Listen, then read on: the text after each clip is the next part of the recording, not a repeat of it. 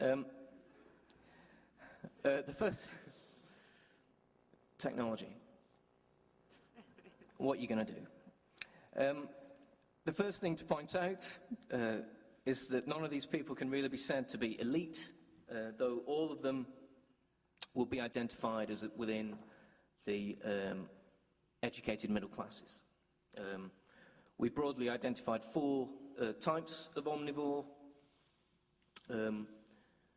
You can see one of them there, 2 of them there.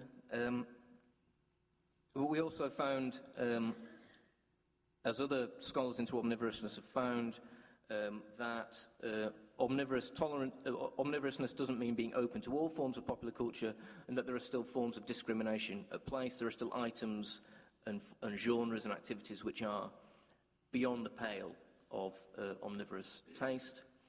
In the UK, as you would be able to see if that quote was visible on the right-hand side, reality TV, electronic music, and hip-hop were the kind of items which omnivores didn't like. So omnivorousness then does not mean the end of discrimination or of distinction. It just means a kind of shifting of what is within and without the kind of standard of good taste. We also identified 4 types. I'm only going to talk about 2 of them in depth. The first is the professional omnivores whose work were involved in positions of pivotal importance, if you like, in the circulation of cultural value. So an arts and humanities academic, a worker in the heritage industry, teacher, a creative writing tutor. These people were all identified as professional omnivores. And then the final one that I'll talk about, we found 4, but I'll just talk about 2, was unassuming omnivores. Omnivores who consumed a lot of culture, but didn't seem to have an especially distinctive orientation to the culture that they consumed. The range and variety of the culture they consumed was reflective, we argued, of an increased variegated field of cultural production as means of circulating a wider range of text. They consumed more because there was more to consume, is the essence of that point. So, everything's on that one. Of these two types of omnivore, the professional and the unassuming, feed into what I want to say about the kind of evolution of the concept. Peterson points out in his review of international studies of omnivorousness that the concept, like all sociological concepts and like all standards of taste, has a shelf life.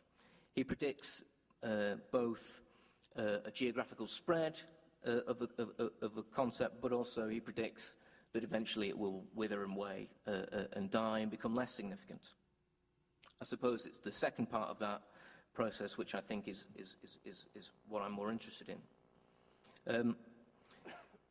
He also points out in a recent contribution that there's an elective affinity between today's cosmopolitan business administrative class and omnivorousness, as in contrast to the management structures of earlier periods, being open to, tolerant of, and even curious about the tastes of others becomes a kind of key ethic of contemporary global business, a kind of ethic of the network society.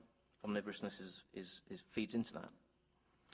And it becomes, in this light, like cosmopolitanism, an empirical interpretation of contemporary experience which readily resonates with the academic mind, the kind of account which your professional omnivore exhibits demonstrates this. Academics and policymakers might readily recognize omnivores because, well, they kind of look a bit like us, I think. I'll also argue that for reasons more connected to the cultural industries and the processes of cultural production and distribution and their effect on cultural hierarchies, that the unassuming omnivore that we discovered in the UK is as significant as this kind of distinctive subjectivity associated with omnivorousness. Omnivores are actually arguably rather ordinary an increasing number of people can be empirically identified as omnivores and appear to range across an empirically identified cultural hierarchy because those hierarchies are simply no longer sophisticated enough in their construction to account for the lived cultural experience of contemporary cultural consumers. I'll just explore each of these points. How am I doing for time? Okay. I'll just explore each of these points.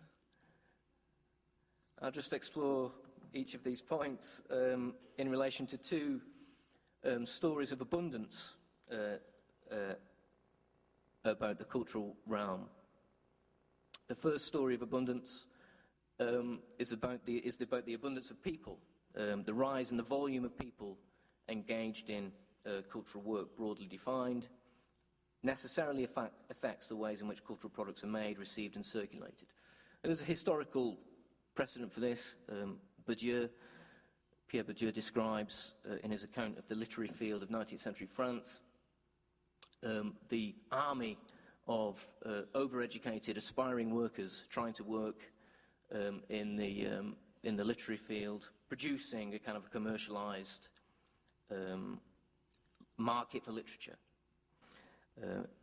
in this kind of time. And for the purposes of this argument, the real or imagined rise of the creative class, who's already been mentioned, Richard Florida has been mentioned this morning, is an important starting point.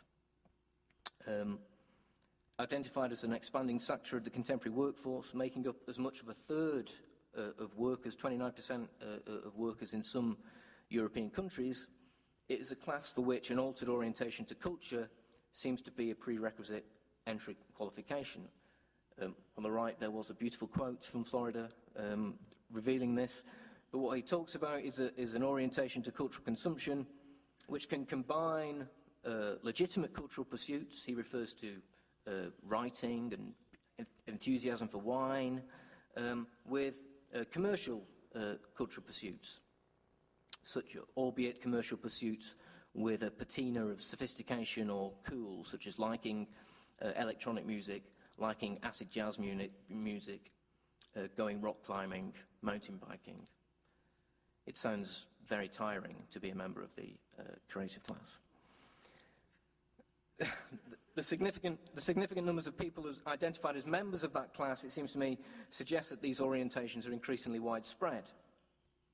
And we can see, again, you can't see this, down the bottom, the key narrative here is one of growth.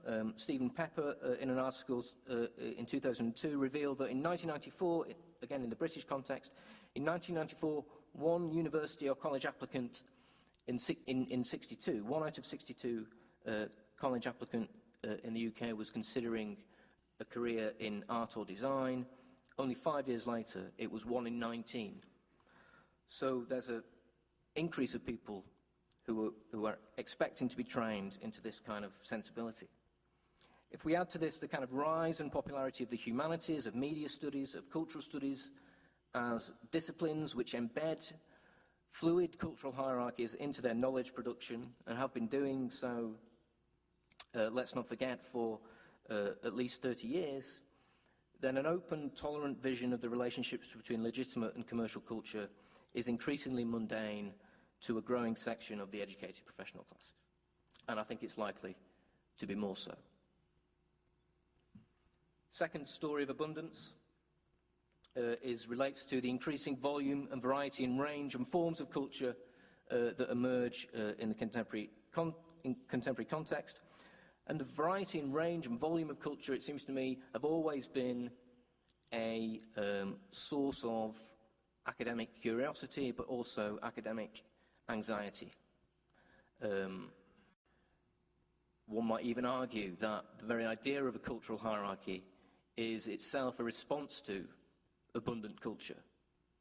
Experts tell us, out of all these things to read this and don't read that. When you put your CD in your computer, they work with over 1,100 musical genres. Differences within and between those genres might be significant to enthusiasts and might be significant to their position in cultural hierarchies.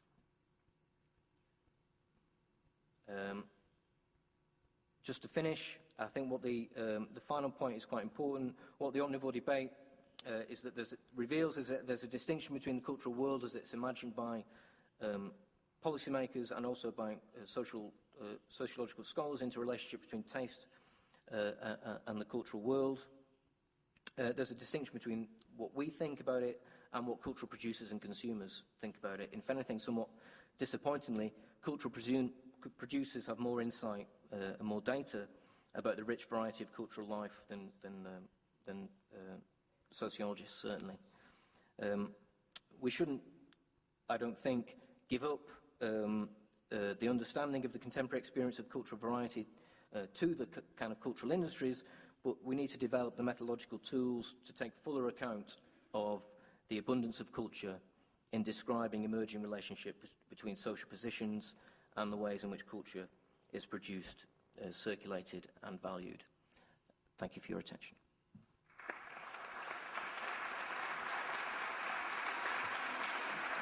Muchas gracias, David.